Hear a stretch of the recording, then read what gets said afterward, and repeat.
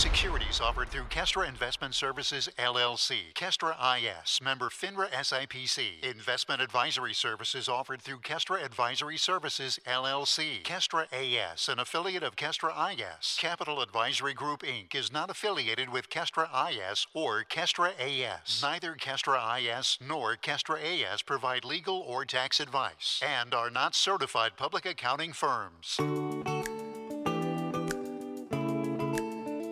You work hard for your money. For the next hour, you're going to learn how to keep what's yours. Capital Advisory Group presents Keep What's Yours. Here are Josh Gilbert and Jeff Zufall. Hello and welcome to Keep What's Yours with Jeff Zufall. I'm Josh Gilbert, sitting here with Jeff Zufall, Senior Tax Strategist and Wealth Advisor with Capital Advisory Group. Hello, Jeff. Hi, happy Saturday. Happy Saturday to you, too, as well. We've got a lot of numbers that came out because... what is this, our first or maybe second show of July, but now we got the numbers. Yes, for June. For June, and we can talk about that. Inflation numbers looking pretty good, but let's dig in and go behind the numbers. Plus some Social Security news and all that stuff. I heard you talking with Jennifer and Wendy through the week and earlier in the week, and you had mentioned Social Security. So we'll touch on that and see what you said to them and dig deeper into that as well. Plus, did you take a loan from your 401k during the pandemic? A lot of people did. And if you're a grandparent and you want to leave money to your kids, what is the best way of doing that? We'll get into all of that stuff. But first and foremost, news of the day, top headlines were that inflation for the month of June was at 3%. 3%. So you go, great. So the Federal Reserve has been raising interest rates like crazy, probably one of the biggest rate hikes historically ever over the last 14 months. So in June of last year, 2022, our inflation number was 9.1%. That's year over year. That's the change from June of 21. Today we're at 3%. So it has dropped like a rock. But remember, these numbers are ex food and oil. So these numbers are 3% inflation on everything but exactly. Food and oil. As we say every week on this show, those are the only things that I actually buy. Every day. Every day. Or every other day. Well, food every day, otherwise you're hurting. But, oil maybe every couple of days you're putting, your gas in the car up, so on and so forth. And we'll talk about that in just a second. But what is the target inflation rate? Target is 2 to 2.5 is what the Fed wants. And we're at 3. We're at 3. So what they're saying is that it's working, and I agree with what they're saying. It is working overall. But the Fed originally, and I guess that was in June, they held tight. They didn't raise rates at all. Now they came back, it was 2.5 weeks ago, came back and said, well, with the data points that we see, employment, CPI numbers, so on and so forth, it looks good economically, so the odds are they're going to raise rates 2 more times this year. So it'll be the fourth quarter of this year. They may go a quarter and a quarter, and that's kind of the Vegas odds on it are pretty good so far. But again, if they do that, and then you go, okay, are they doing that from a true economic standpoint to make sure that this inflation gets into that target range of 2 or 2.5? Or, here's the other thought pattern, 2024 is an election year. So the Fed, there's an unwritten rule that says the Fed really should not mess with interest rates in an election year. They don't want to monkey around with it and be looked at as either favoring one candidate or one party. So if their hand's played, they have to, and they usually come up with some very strong verbiage on why they did it. There's a Republican in the office and they do something drastic. Yes. Then the Republicans are probably going to be mad and possibly lose the election. Exactly. So they don't want to be seen as as trying to push with our political situation as it sits today.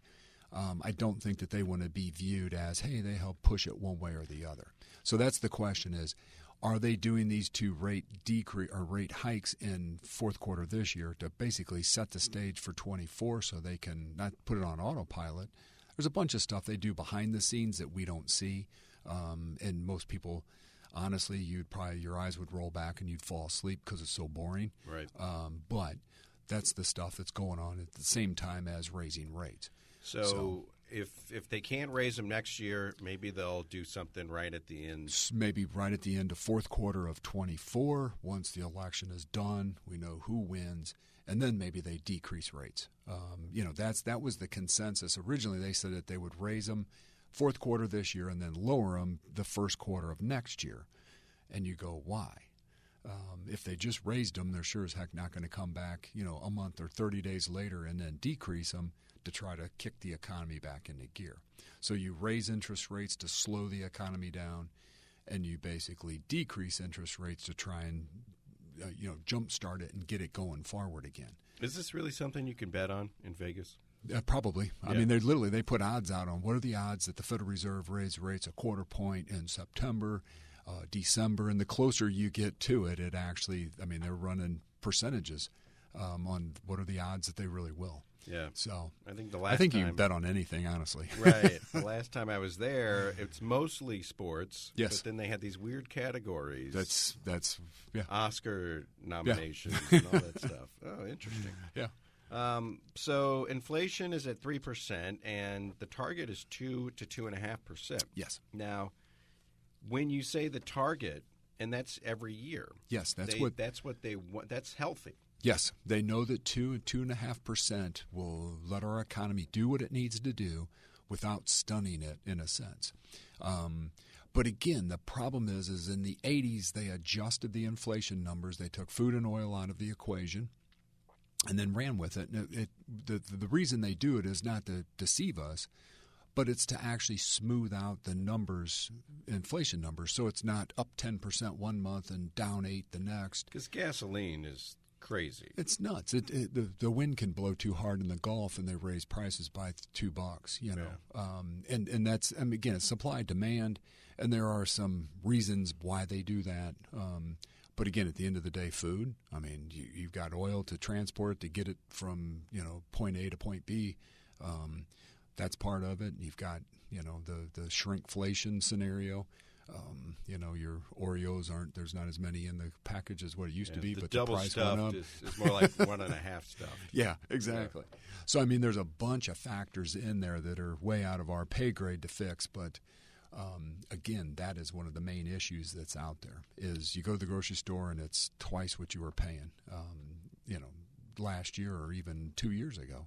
And this is, I'm a little jaded. Mm-hmm.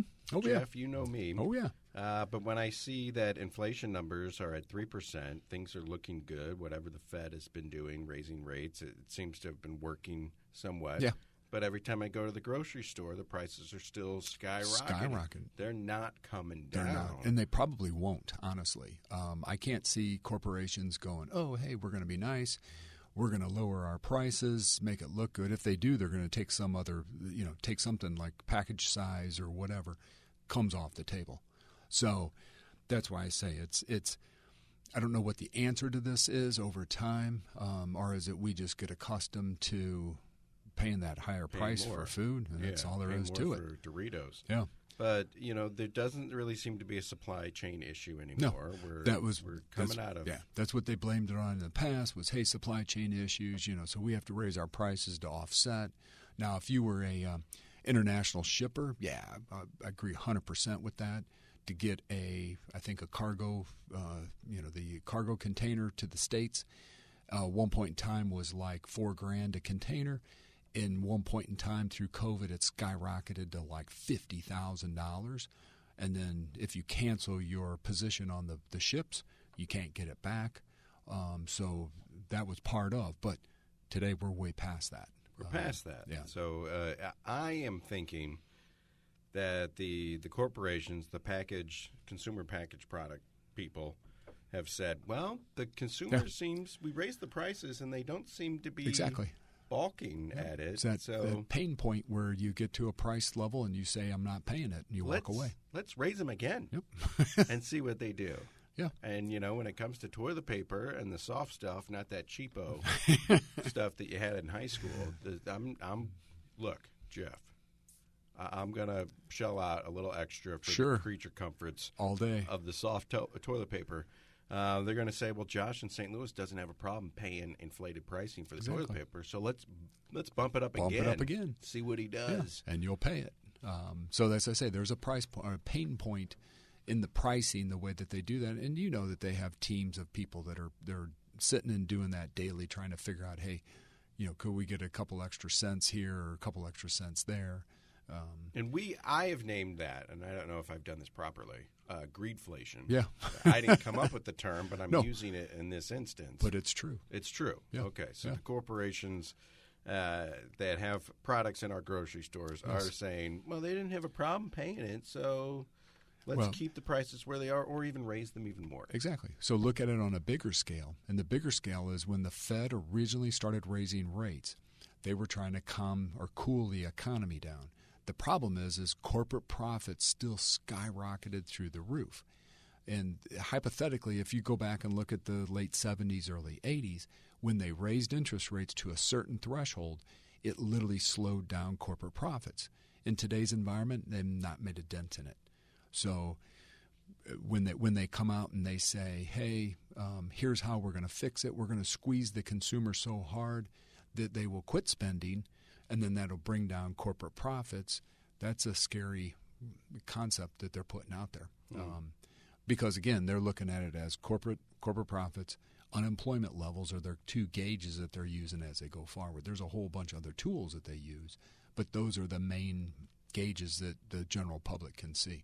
Inflation is at 3% for the month of June, but as far as food prices go, we're looking more like 14 to 18. There was a chart that just came out, Wall Street Journal, that literally showed like it was like your food chart, breads and dairy and so on, and it showed what their increases. They were double digit straight across the board on everything. And again, the things that we actually buy every single day, food and oil, not part of that 3% inflation number. So for whatever reason, but we've talked about it before, I was reading a story last week on the Heidi Show, and the cost of goods finally hitting consumers. They interviewed this woman who said that she stopped buying shaving cream, and she's just using soap now to kind of lather up. I thought you were going to say she quit shaving. She's done shaving. She's not shaving anymore. But, I'm pretty clean shaven, Jeff. You look like you got maybe a 5 o'clock shadow. Yeah, I got a 5 o'clock. But we're still using shaving cream. Yeah. If they keep raising the prices, though, this is a dangerous line that they're walking too. It is, because people will shut down that pain point. They'll say, nope, I'm not doing it. And it may be, I've never paid attention to what the cost of shaving cream is, but maybe if I really paid attention to it, I'd say, I'm not paying $1 more for it. I refuse to. Right. And then I go, different route. So I could get away with a 5 o'clock shadow every day. Yeah. I don't think I've used bar soap as lather in a long time. Only when I was traveling one time, and then I realized that the meeting I was going to the next morning that I had to I couldn't stumble in a hoodie and blue jeans. And I did it. And I did it with soap, and it worked, but it wasn't fun. Jeff, why are you bleeding so badly? Yeah, toilet paper all over my face. Well, that's where we're at right now as far as inflation goes. 3% for the month of June, down from 9.1% this time last year. We are almost in that sweet spot of what the Fed actually wants us to be, 2 to 2.5. So again, that's where everybody keeps saying, is it a soft landing? Is it a hard landing? I'm still in the middle. I can't say it's going to be a soft landing. Can't say it's going to be a hard landing either. 6 months ago, I'd say it was going to be a train wreck when this all kind of came together. It looks like it's a little bit cleaner, but you got to realize what the Fed is doing. They're threading a needle with the economy, and that's hard. I mean, that's super hard. So, you think Amazon Prime Day is going to have an effect on July numbers? It might. It really might. It's big enough now that it really pulls some clout. One of the other numbers that's out there, too, is UPS, United Parcel Service. There's a threat of a strike. And you go, okay. They had which I thought was odd. I guess that was last week one day. They had a strike test. So they actually petitioned. They got their signs out, and they were out walking the picket line, but they weren't on strike yet. But they were just testing it, which I thought was odd. Let's see how many people will honk. Yeah. He's singing out here. It was pretty funny because I was like, wait, you're testing the picket line. You kind of know what to do. I mean, but maybe it was kind of like a preempt to kind of scare up executives that go, ooh, they're serious. We're ramping up the Exactly. strike. We're making our signs. But that could be, if they do go on strike and it's a prolonged strike, it could be an issue. But here's the competition. So you got to realize FedEx quit working with Amazon a year ago. They just dropped their contract. Oh, boy. So Amazon, though, if you look around your neighborhood, you see Amazon, you see the semis running down the highway, you see the little trucks running through your neighborhood.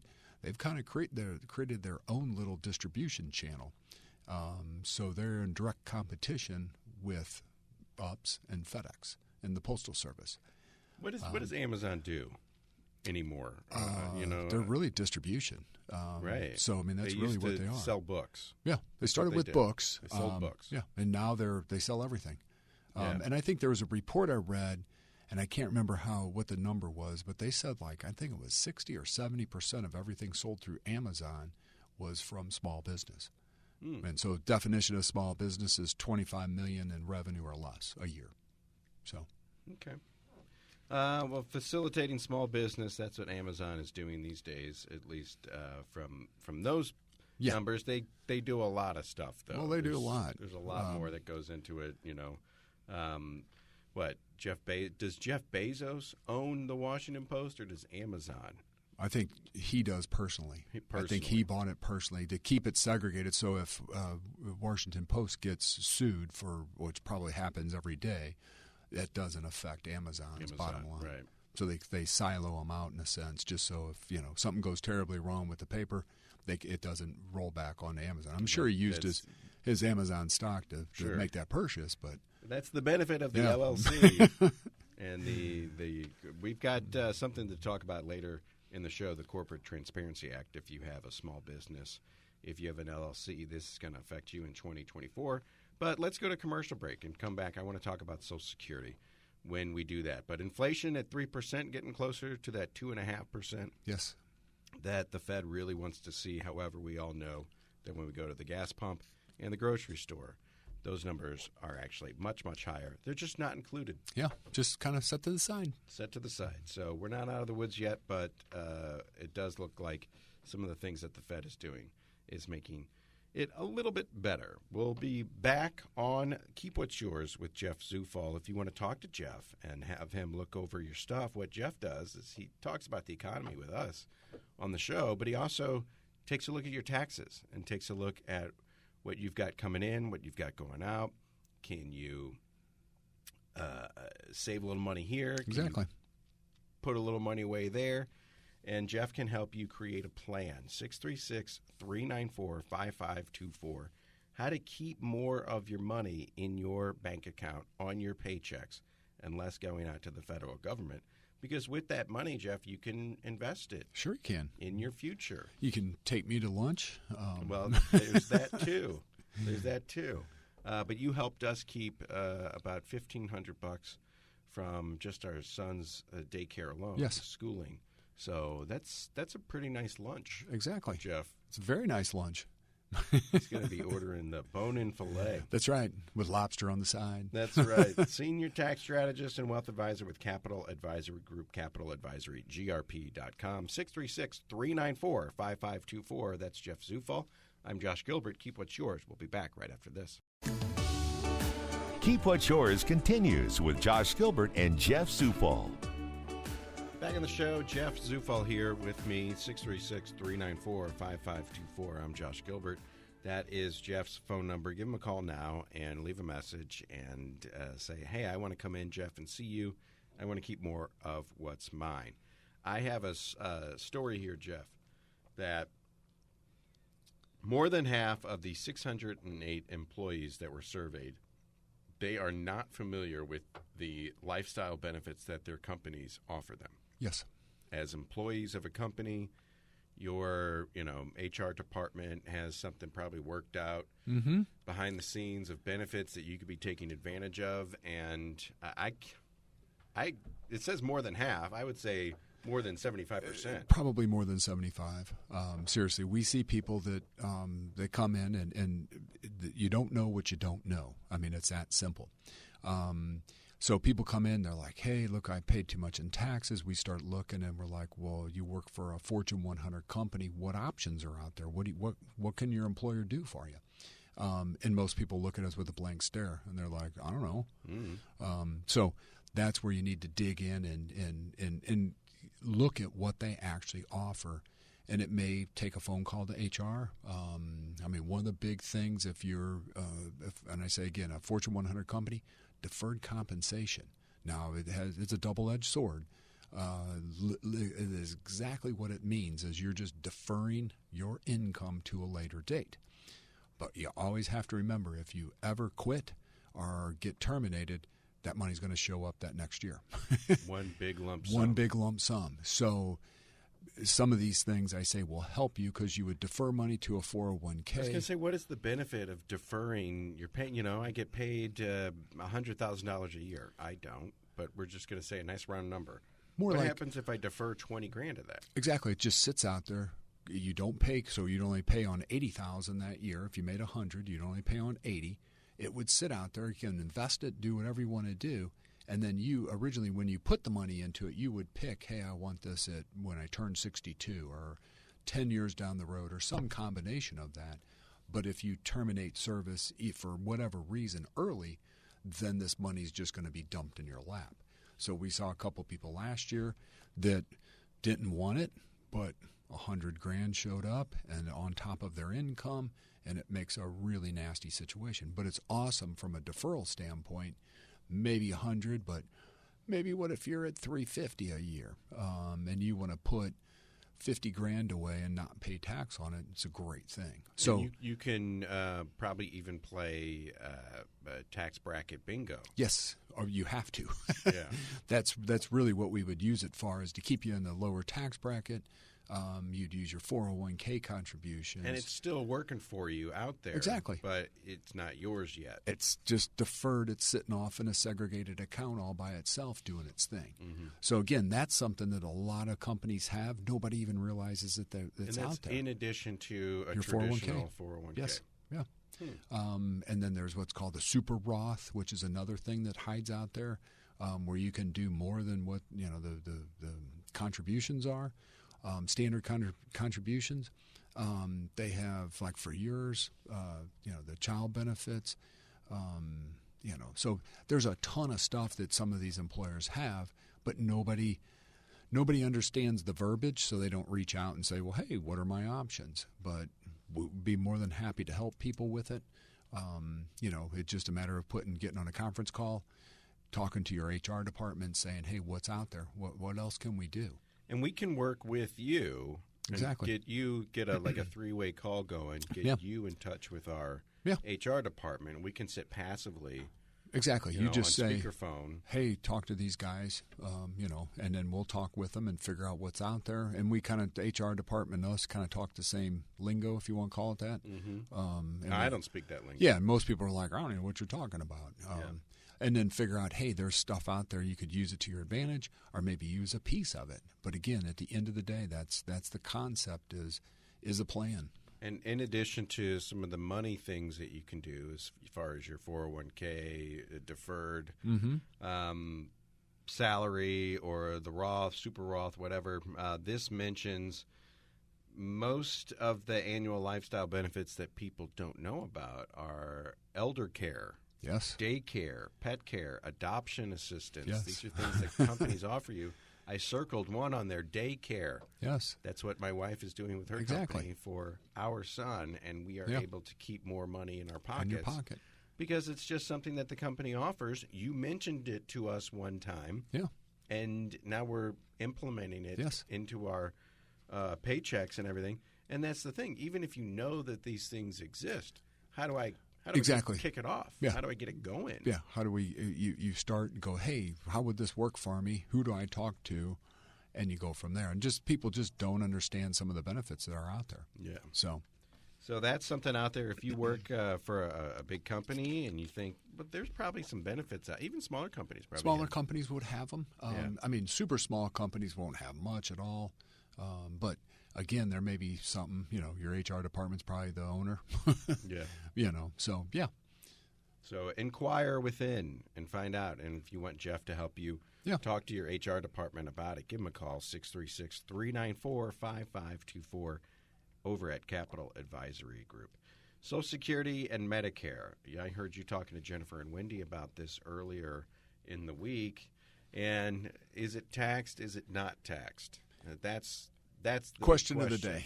That's the question of the day. Is your Social Security taxed, and how much, and how can you get away with that without it being, manhandled exactly by the government? So the concept on this is depending upon where your income is coming from, and this is kind of what we do for people is we build these income scenarios to show them, hey, if you retire at 65, you'll get X from Social Security. But the kicker is, first off, is it's what your full retirement age is. Okay. And what you're looking for is, depending upon the year that you were born, they will come out and give you a number. Could be anywhere between 65 to 66 and 6 months to 67, or even hitting almost 70. Not to hint around, but that's probably what your number is. Well, thank you. That says that's your full retirement age. So probably more like 75 for me. 76, but it's okay. But the concept on that is when they say full retirement age, that means that you could take your Social Security and then you're not going to be penalized for making more money.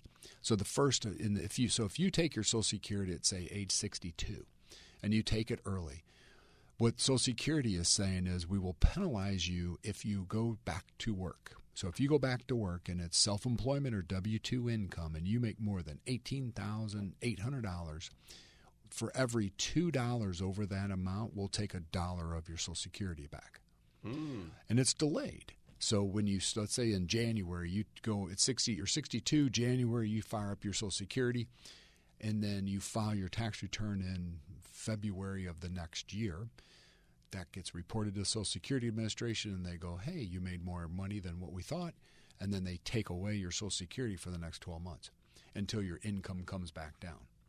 So that's the first thing is Social Security planning is I don't want to say technical, but there are a bunch of little moving parts to it that you got to be careful for. If I turn Social Security on and I start collecting and then I realize, well, I can't really make ends meet, or, say I'm like one of these big CEOs at a company and they call me back in. Who's over at Disney? Yeah. Bob Iger. Yep. He left. He's back on for round 2. We need you back. Yeah. If I go back to work, can I turn Social Security back off? No.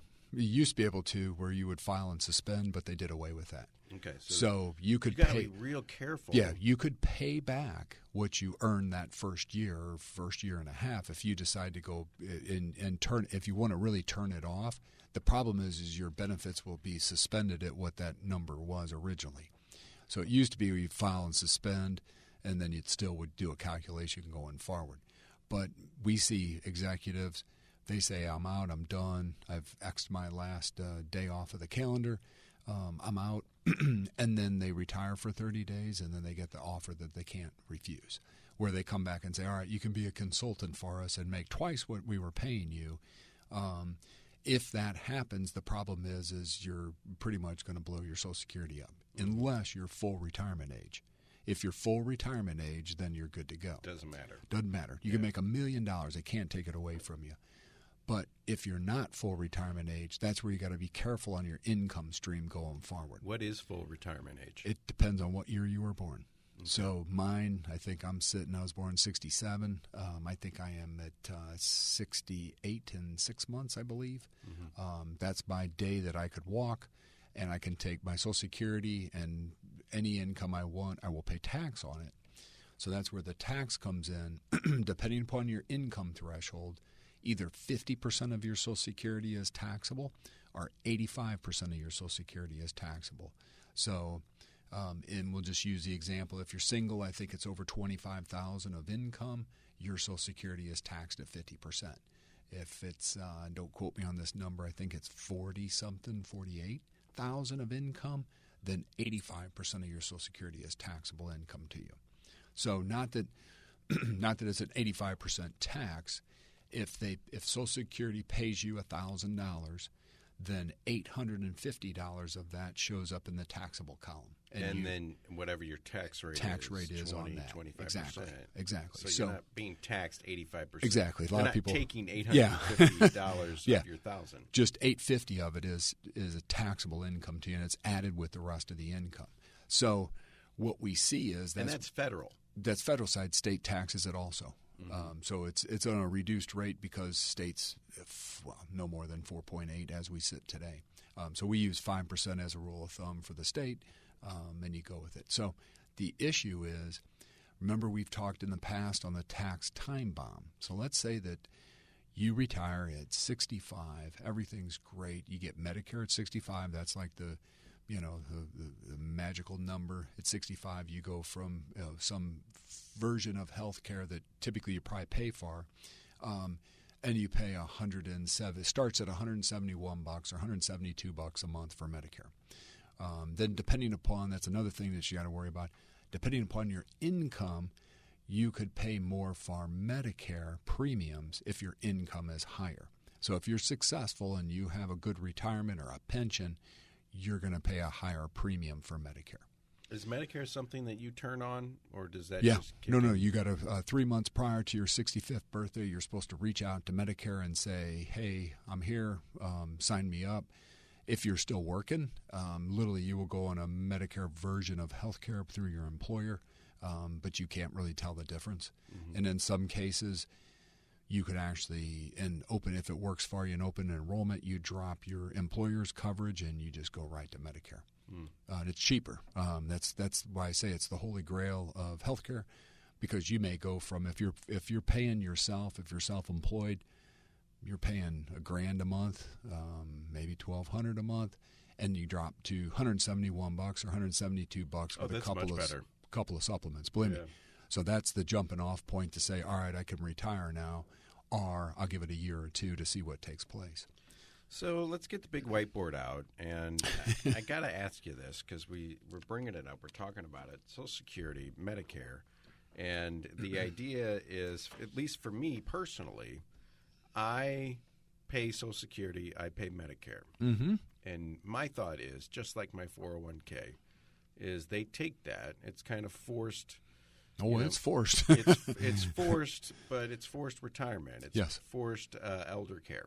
They take that and they hold on to it and they invest it and it grows. And then when I turn pathetically, 65 or 70, I can take it back, and it's my forced retirement because the government doesn't want me living on the streets. Because they have to take care of me. Sure. At that point, so might as well take care of myself. Let's force them to pay into Social Security, but not to call it a pyramid scheme, but it is.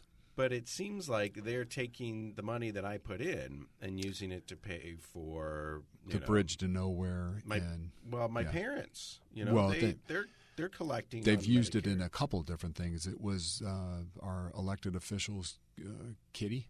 If they needed money, they grabbed it and put an IOU in there and said, "Hey, we'll get back with you in a couple of years." They're using it for projects. Oh yeah, they've used it for all kinds of stuff. Great. But again, so the original concept when it started was, hey, there's 12 people working, there's 3 people retired.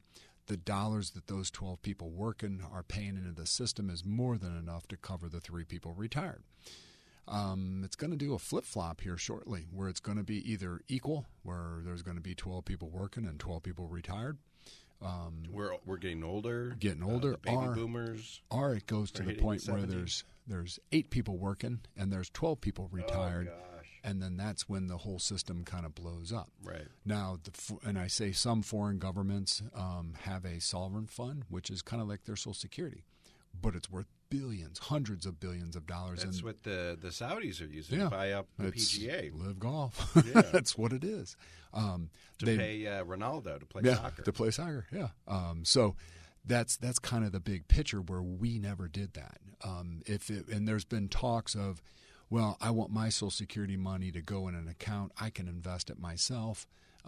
Can't get it, but you can invest it and control it, and the feds don't like that because they don't have access to that kitty.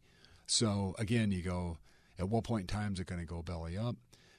Again, if you ever look at a Social Security statement where they send you the statement, first page, go about just a little bit past middle of the page in bold printing. It's 2 sentences, and it basically says, based upon today's collection of dollars coming in, we can sustain the numbers that we're quoting to you until 2028 or 2031, whatever the number is. So what it's saying is, hey, if it stays status quo, we're going to be able to pay you 80% of what is quoted today. So they are admitting. No, but now that gets kicked down the road a little bit in a sense. It depends upon who's working, what the windfalls are. You got to realize the cost of living increase going into 2023 was like 7.5 or 8.5% this year because of inflation last year. That's all built into it as you go forward. They're saying that because we've robbed Social Security, we being the federal government, whoever was in office at the time, point your fingers. All of them are guilty. At all of them. Because we robbed Social Security and because the boomers are starting to outnumber the actual people that are working, we're only going to be able to give you 80% of what we promised. Yeah. Okay. So if you look at that. And that's on the sheet. It's on the sheet. I must have read past that. Most people will scan right past it. And it's only, so when we do that, and actually when we collect the data or somebody drops that data off, they're building a plan, I'll highlight it upside down and backwards and say, look at this. Yeah. And a lot of people are like, whoa. And again, that is a moving target. Miss Janet Yellen is the one that gets to put the calculations together to tell us, kind of when it's going to blow up and when it's not. But you can see where some years they push it out, add a year to it, add 2 years to it. But again, it depends. So if a lot of people, like after COVID, a lot of people retire, you have more people retired than paying into the system. Mm-hmm. And a lot of the unions have ran into that with their pensions, where it was based upon a number from 1975. They did a calculation and went, hey, great, we're good to go. Well, the population has shifted dramatically. And then you have some of the unions saying, hey, we can't pay you what we promised. But, we'll give you half, call it a day, go from there. So that's part of that planning process. You have to take that in consideration. And I'm not good with numbers, Jeff, but I know that just eyeballing it, if there's more people retired than there are working, that's a bad equation. Oh, it doesn't take long to blow up, believe me. Because again, we don't have the reserves that they should have had back in the day. That thing should be couple $100 trillion of cash sitting there. But they kept taking money but they out kept to pay stealing for it. Yeah, I say this stealing project it. and that. Yeah. I would say stealing it. Yeah. And they throw IOUs in there, and then they're like, wait, where'd that money go? But those politicians are long gone. They're long gone, and they're not on Social Security. They're on a government pension. Chuck Grassley's still there. Some of them are still there. But yeah, that's I would say stealing as well. But, yes. That's kind of where we're sitting right now, which means to me it makes it all that much more important that I do plan it privately, correctly. Yes, figure something out. Because I can't rely. You do not want to be dependent upon Social Security. Believe me, because rely on that. Because again, the threat is every time they talked about a government shutdown, guess what's first thing to get cut? Social Security. And you go, wait, that's where they get into that. Oh, it's an entitlement program. No, I paid into it my entire life. That's my money. So, but the politicians reference it as, oh, it's an entitlement program, and you're like, nah, I don't think so. Yeah. And if you added up what you paid in, which would be kind of tough to do, it's probably a stunning amount. You pay, in Social Security, you pay 6.2% of what you make into it.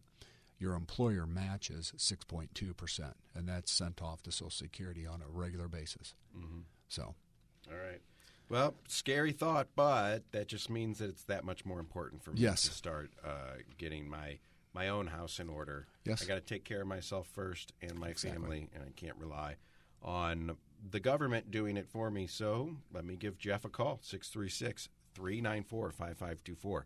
How can I keep more of my money from going to the government? Because they've already clearly established that they'll just throw it away Pretty much. on whatever project or earmark that they want. So let me keep it more in my paycheck and put it in my own 401k, Exactly. or my own Roth, to help myself. And sometimes I don't mind paying taxes. I really don't. There's good taxes, and then there's an extreme where you pay too much. Sometimes I need to be a bit more selfish, though, Yes, because yes. it's my future. Yeah. I only got one spin around this. That's right. This thing, so I need to make sure that when I get to a certain age, that I'm able to kick back and really retire like I want to. So Exactly. Jeff can help you do that. 636-394-5524. Not to mention the college bills that will come in Yeah, at some point, or it does cost a lot of money to raise a child. it does. He's 2.5, and I already feel like I'm in the hole $100,000. Oh, you probably are. I think there was a report, I don't remember what it said, but it was something like 1.1 million is what it takes to raise a kid. To 18. To get him to 18. Yeah, when he turns 18, I'm going to hand him a bill. Yeah. Good luck on that one. Yeah. So give Jeff a call. He can help you with all that stuff, preparing for the future. 636-394-5524. And when we come back, I do want to talk about this. You mentioned this, Jeff. Grandparent. If you want to leave money to your grandkids as beneficiaries, there's a smarter way of doing that. And these are just the little things that Jeff always comes up with that we just either don't know about or don't know how to implement It's into our financial half situation. and half. Yeah. So we'll be back right after this. Let's Keep What's Yours with Jeff Zufall. Keep What's Yours continues with Josh Gilbert and Jeff Zufall. Back on the show, just a little bit of time left. Harry Barkowitz passed away. Jeff, who was he? He was the father of the modern portfolio theory. So pretty much everything that you read in today's environment on asset allocation to economic theory, he produced and wrote. So the guy got a Nobel Prize in economics in 1999, but he actually passed away. He's 95 years old into June. So he's pretty much everything that we read, everything that we implement. He was the creator of it, if you want to call it, or co-creator of it as time went on. And when did he come up with this? Like, when was in our the 50s. modern? In the Oh, 50s, really? yeah. So that's part of economic theory that, like, the federal government uses going forward as part of what he came up with. And I maybe I'm wrong. I'm no economist or historian, but I feel like the boom time after World War II, Oh, yeah. the post-war boom, people actually had disposable income. Lots of it. And they're, what more can I do? I already paid off my mortgage. Exactly. The car's paid off. I bought my groceries. What can I do with this extra money? Yeah. But again, what's buried in there is inflation. Right. And inflation after the war was 10 times worse than what it is today. Really? It's just people didn't realize it. They didn't see it. And then it was under control pretty quick. And that's why, again, the Fed thinks that they raise rates, it fixes it. It's a little bit more complex, a little bit more global economy, or I should say a lot more global economy than it was back These in the days, day. Yeah. Yeah, but everybody come home from the war. They got the GI Bill. Oh, Everybody's spending money. Yep. That caused inflation. Going crazy. Yeah. That's So- just like today. Same thing. Right. Throw a bunch of money out there for COVID. And yes, people do stuff and buy stuff, but then inflation comes The right reasons behind it. and the fixes are different. Oh, yeah. But yeah. if everybody's spending money, It's going to kick it up. That's basic economy, Yep, economics. supply and Yep, demand. exactly. and then you mentioned this, if you're a grandparent, think Yes. about a Roth conversion. How does that work? So this is kind of a concept. So tax law changed a couple years ago. It used to be where if you wanted to leave money to, say, a grandchild, and you're a grandparent, and you wanted to leave money, you were able to do what's called a beneficial IRA. And so you could take part of your IRA, give it to your grandkids. They could literally sit on it until their retirement. And you pretty much gave them a jump start on life, and then you have time value of money. So if they're 25, they've got an IRA, runs till they're retired. It's great. What is the stretch IRA, right? So it's Something it's a like that? stretch or a beneficial IRA. The problem is when the Fed back, I guess that was a year ago, decided to increase our required minimum distribution age. One of the trade-offs was we'll give you an extra year until you have to take your RMD, but we're going to take away beneficial IRAs. So now the rule states is if a beneficiary inherits an IRA, they have 10 years from the date of death to liquidate it and pay tax on it. So when you sock money away pre-tax, there is the required minimum distribution, the RMD. Yes. The government says, look, you cannot hang on to this money without paying taxes on it. We need this money. So at one point they're calling us out and saying, you got to start taking this out because we need to tax you on it because the government is out of money. Just look at our debt. National debt's crazy. If you left that, the pre-whatever, if you left that to a grandchild, then the government's saying, now we got to wait even longer. Not necessarily, because to get taxed on this. They have a 10-year window. So let's say, now.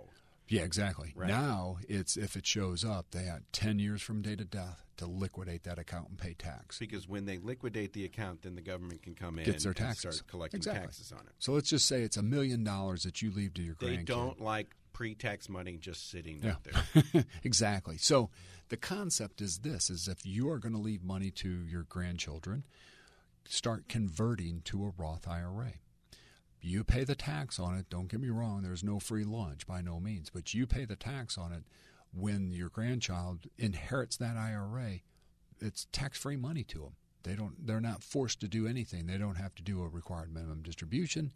They don't have to do anything. Because the benefit to the Roth is you pay the taxes up front. And then whatever accrues in there is yours. Is yours. So there is the rule of 5 years or 59.5 for earnings. Mm-hmm. But when it's inherited, it doesn't matter. It comes in tax-free, the whole account. And the grandkid can take that. Could literally turn around. That's the bad side. Could turn around the next day, go buy a Harley.